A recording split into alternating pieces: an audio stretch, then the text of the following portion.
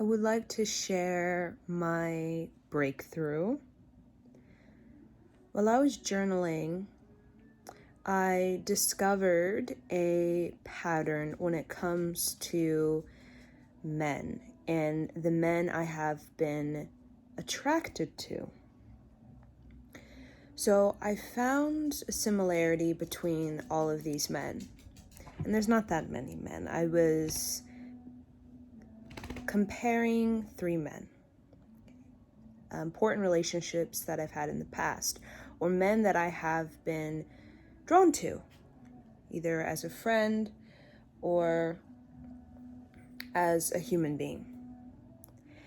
And the breakthrough was that I've been holding space for the transformation of a man who is heavily in the ego, very stubborn, very my way, I get what I want, even immature, relationship issues.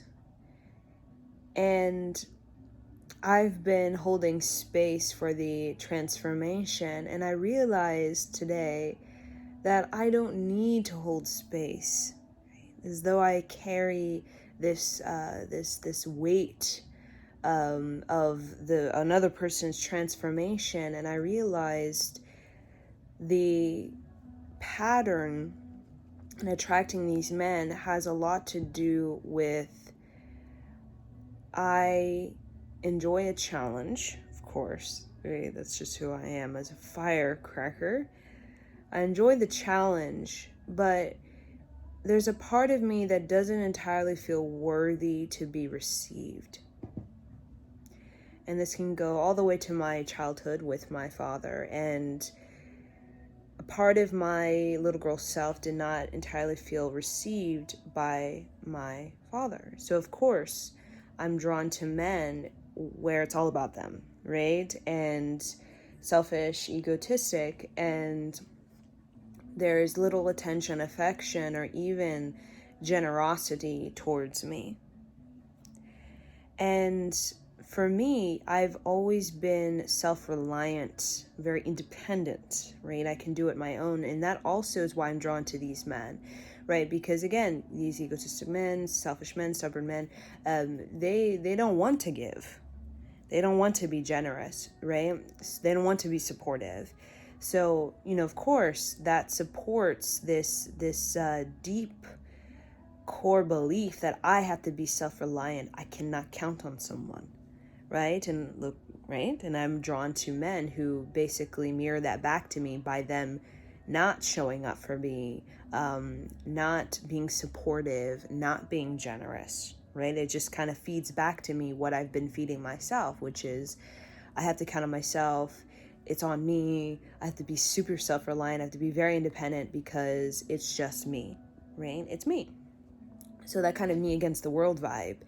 And when I was journaling this morning, that breakthrough was about I can let this go, right? I can allow myself to receive divine partnership that is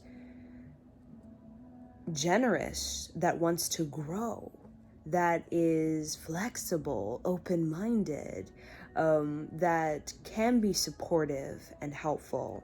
And that's such a breakthrough for me because it allows me to step more into my feminine energy, allows me to step more into receptive energy, right? Because when I'm a woman who's carrying the weight of the world, we can say, right, being very self-reliant, very self-responsible, allowing the idea or the belief of being received, which is very important for, I guess, my little girl inside of me, right? To be received, welcomed, and to be given to, right? That part of me that is vulnerable and available and desires closeness, that's okay, right? So,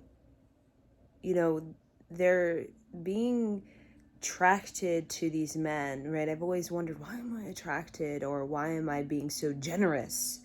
to these men who, you know, very set in their ways, very me. It's about me and what I want, and if you don't, you know, do what I want, then right, I'm gonna be moody, or you know, these kinds of immaturity. And it's just this breakthrough. I didn't even realize that I was drawn to these type of people, right? A very what do you call, can be naive in my optimism, can be naive in my positivity towards people's transformation. And I just kind of woke up to that. I was like, whoa, like it's just waking up and realizing like this is what it's going on, right? Like these is what's going on in these man's realities. And I'm like, oh, right, this is the reality, right? So it brought this great relief in kind of getting the sting, or getting the burn, or getting the shock of seeing people for who they are, right? Instead of what I want them to be, or the potential. I'm like, the potential, right? Right. That's the great challenge, right? That I've always liked the challenge of being able to break through. Again, that has to do with that lioness in me. It's like the hunt, right? I can break through any obstacle and any sort of challenge, right? Even with people who are very challenging, right? Because of their heavy duty, fixed way of doing things.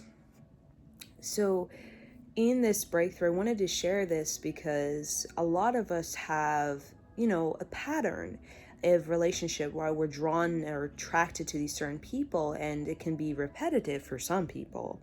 And I wanted to share my experience of bringing awareness to this pattern. This, again, you're gonna be drawn to wanting to connect to this pattern because there's something that feels off.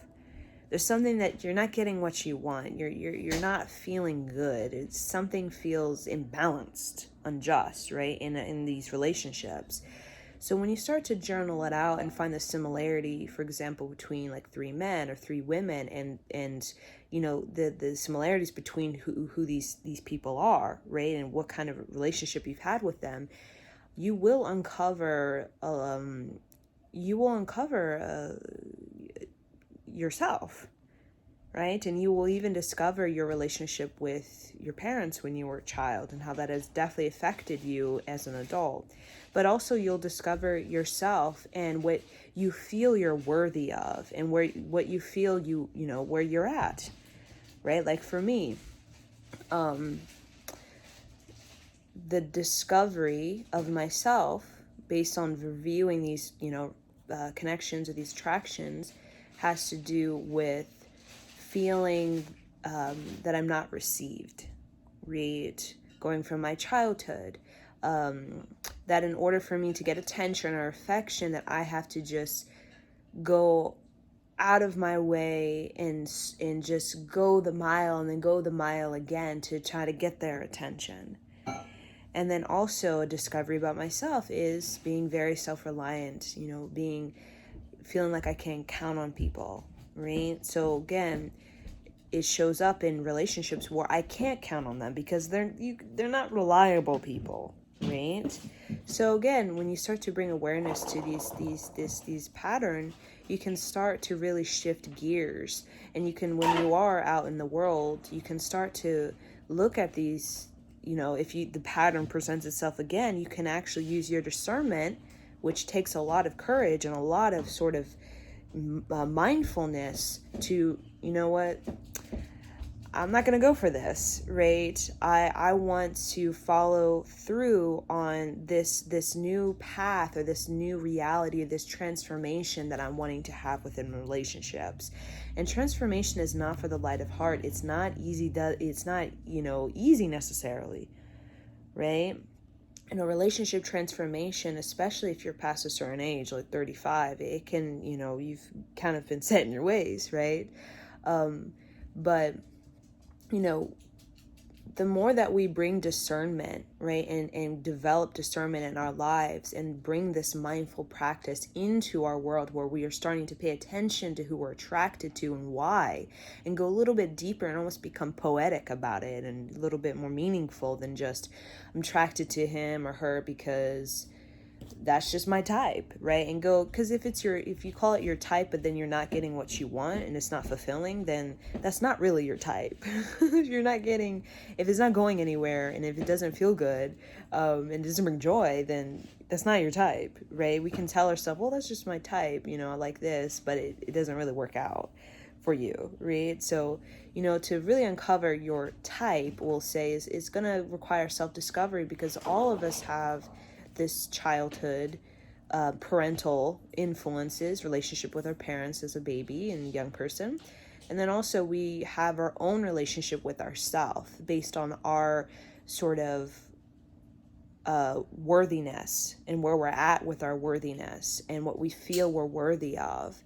So of course, to really uncover your type authentically, you're going to have to check into your worth. And usually you do that looking at relationship with your family sometimes, particularly, a girl with her father, a man with the mother, right? And you will find similarities in these attractions. And if you're in this relationship pattern or loop, and this relationship, this relationship, this relationship, and it's all kind of mirroring the same thing and having the same kind of movement within your life, and that movement doesn't bring you what you want, right? Or doesn't bring you expansion, or it doesn't bring you the fulfillment or joy, it's definitely the best thing we could do is sort of make that investment to look at it, to review it. I mean, that's what we do anyways, right? When we die, we have a major life review so that we can really look at how we can bring more fulfillment into our lives and more self-mastery and more discovery.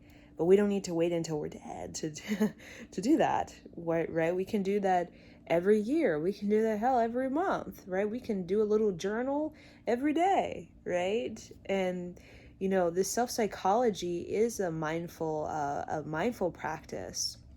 So you can look at 3 relationships that, romantic, for me, 3 men that had, I was very attracted to, and there was, some kind of relationship, that happened.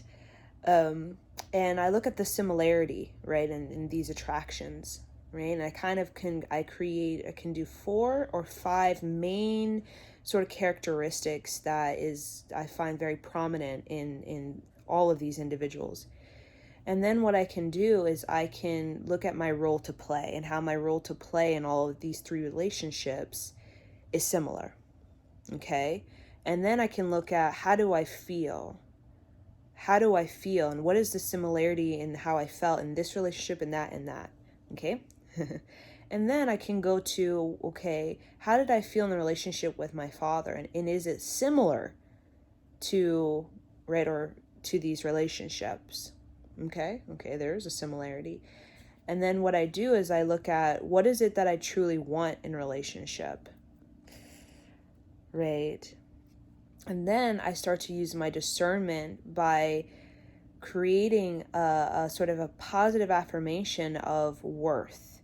And worthiness is through you making that courageous choice to make a new path, have that shift, and to go with it and to stay focused on that, right? Because that's how, breakthrough is a consistency. It's not just, it's something that we're doing, that we're creating momentum, and then starting to see how the new attractions are kind of happening, how we're starting to see new people in our lives that are different than this pattern of the past.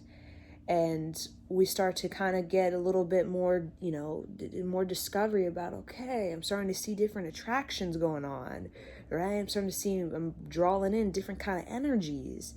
And then you can use your imagination to go even deeper, right? And to really, really feel into your joy in a relationship and start to bring that discernment as you're out in the world and allowing yourself to say no, right? No is a powerful word, and allow yourself to continue to say yes to that unfolding of you as you go more forward. You start to see more of that unfolding of yourself, and relationships are starting to mirror back to you that blooming of you,